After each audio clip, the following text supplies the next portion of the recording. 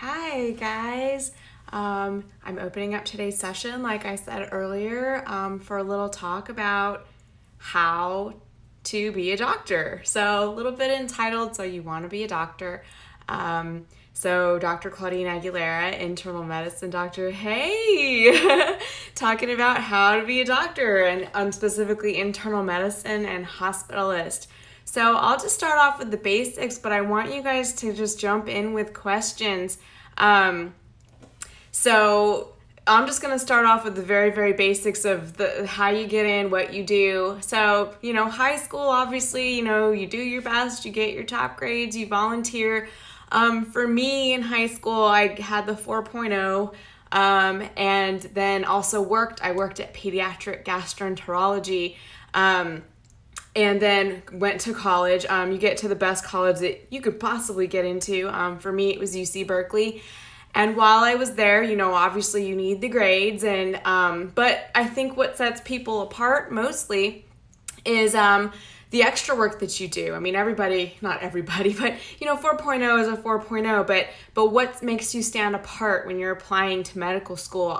When I was applying, one of the statistics I remember seeing was that only 30% of applicants to medical school got in, and that's really a small amount for all the people that were doing all the work. So what makes you stand out is the other things that you do. So for me, I did research. I worked in a genetics lab. I wrote for the school newspaper. I was editor-in-chief of our medical journal. I volunteered at a clinic. There was one more thing. Oh, I taught a class. I actually did a class that you could get credit for. So that was a lot of fun, a lot of experience, and it was all a lot of fun. And I think all that looked really, really great when I was applying to medical schools. I applied to a ton of medical schools across the country. I applied to all MD programs. There are DO programs. And there are obviously other schools abroad. Hello, thanks for joining. But the main things are, I think, especially if you're applying to U.S. medical schools, is to apply to as many as you can with the strongest application that you can.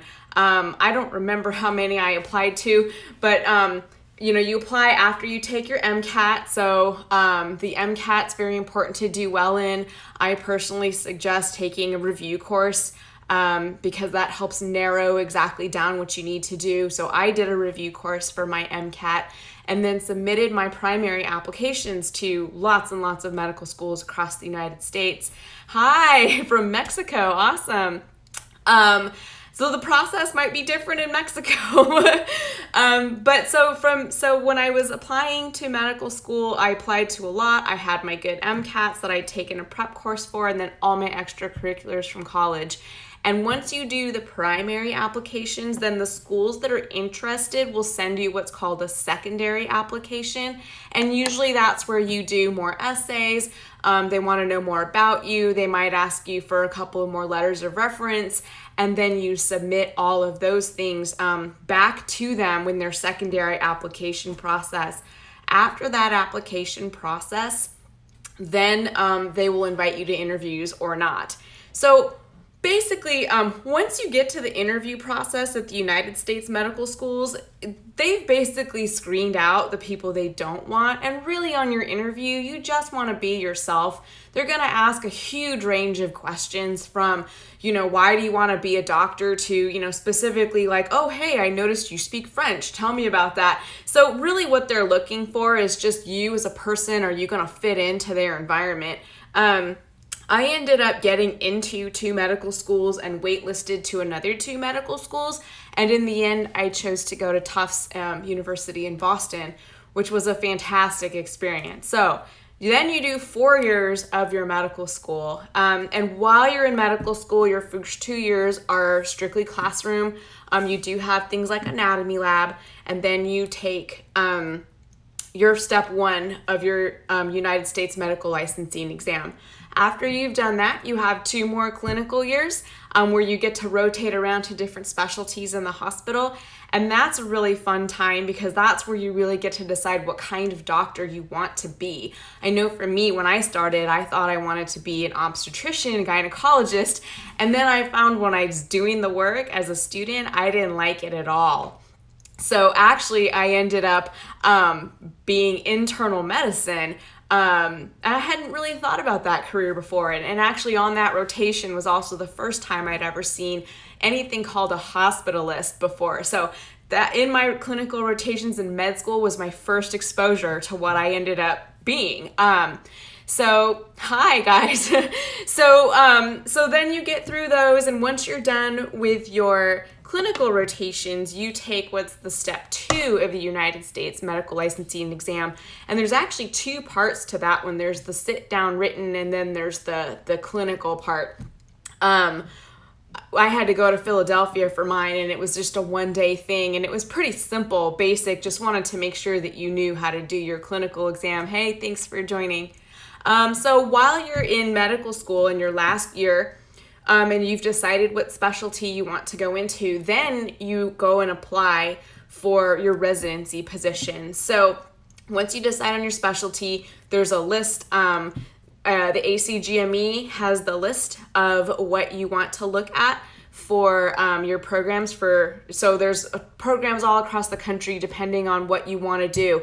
And essentially what you do is, again, you submit your applications to these programs, and then they will invite you for an interview. The way I did it was I actually went out to do rotations in my 4th year of medical school. I went to those places that I was interested in, especially because I was interested in programs in California because that's where I had grown up. So I went and did rotations out in California at the programs I was interested in, and that worked really, really well for me. I got into my first choice residency program in internal medicine, which was fantastic. So I kind of knew at that point going in that I wanted to be a hospitalist. There really wasn't anything that happened during my 3 years of residency training that changed that for me. So I did internal medicine. That was 3 years of straight clinic rotations through the hospital, through intensive care. You get to go through all the different subspecialties so that you can decide if there's something that you would like to subspecialize in. I actually ended up applying and getting into pulmonary critical care subspecialty in San Francisco, which was awesome. And what you do again for those applications is you got to find something to make yourself stand out. You take your boards and you do the best you can, and you do as well as you can on your rotations. But just like when you're applying for med school and residency, what makes you stand out? I think for me during residency, I obviously got really good grades, and I also did research and I did some writing. I really, really like writing, medical writing, creative writing, all that kind of stuff. For my residency program, I was actually an MC co-host for this podcast thing that they were doing, and that was a lot of fun. But things like that make you stand out, even in fellowship application programs. After I did the year of pulmonary critical care, that's when I ended up going back to do hospitalist work. So anybody have any questions at this point? I've kind of gone through a whole process really quickly, but want to know, does anybody have questions specifically about USMD programs? Because that's really obviously what I know about. Questions from anyone out there? I see Mario and great keto diet. Hi. If there's no questions specifically, then I think I'll close this one out, but I'll have this up on the IGTV, and I'll have it up on stories for a while, and you can always add questions there. I'm happy to answer anything you have. Okay. Thanks for joining me, guys.